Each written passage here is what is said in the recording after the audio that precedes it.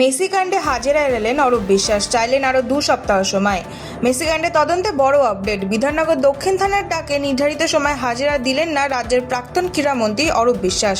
আগামী 5 জুনের মধ্যে তাকে থানায় হাজিরার নির্দেশ দেওয়া হয়েছিল, তবে শারীরিক অসুস্থতার কারণ দেখিয়ে তদন্তকারীদের কাছে আরও 2 সপ্তাহ সময় চেয়েছেন তিনি। উল্লেখ্য, সত্যজিৎ দত্তের অভিযোগের ভিত্তিতে অরূপ বিশ্বাসের বিরুদ্ধে এফআইআর দায়ের হয়। সেই মামলার তদন্তে জিজ্ঞাসাবাদের জন্যই তাকে তলব করেছিল বিধাননগর দক্ষিণ থানা।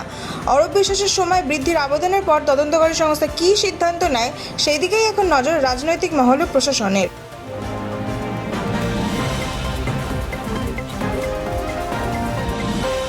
টালিগঞ্জের তৃণমূল কাউন্সিলর গ্রেফতার, শ্লীলতাহানি ও মারধরের অভিযোগে পুলিশি পদক্ষেপ।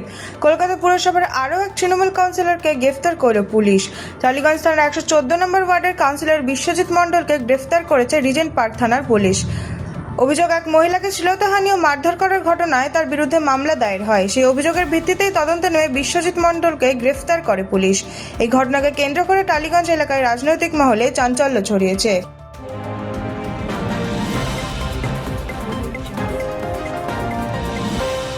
বিধানসভায় বিরোধী দলনেতা ঋতব্রত বন্দ্যোপাধ্যায়, 58 বিধায়কের সমর্থনে নতুন শক্তি প্রদর্শন।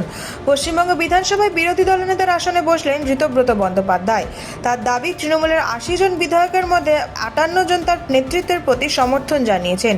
সেই সমর্থনের ভিত্তিতেই তাকে বিরোধী দলনেতা হিসাবে স্বীকৃতি দেওয়া হয়েছে বলে দাবি। বিধানসভায় সাংবাদিকদের মুখোমুখি হয়ে ঋতব্রত বলেন, এটা আপাতত আমাদের 58 জনের বিধায়ক টিম, খুব শীঘ্রই সংখ্যা 60-এ পৌঁছাবে। তিনি জানান, বিধানসভার বিরোধী শিবিরকে আরও শক্তিশালী করতে এই সাংগঠনিক পুনর্বিন্যাস করা হয়েছে। নতুন নেতৃত্ব কাঠামোয় ডেপুটি লিডার হিসেবে দায়িত্ব পেয়েছেন জাভেদ খান, সন্দীপন সাহা, সাবিনা ইয়াসমিন ও শিউলি সাহা। মুখ্য সচেতক বা চিফ হুইপ করা হয়েছে আখরাজ্জমানকে।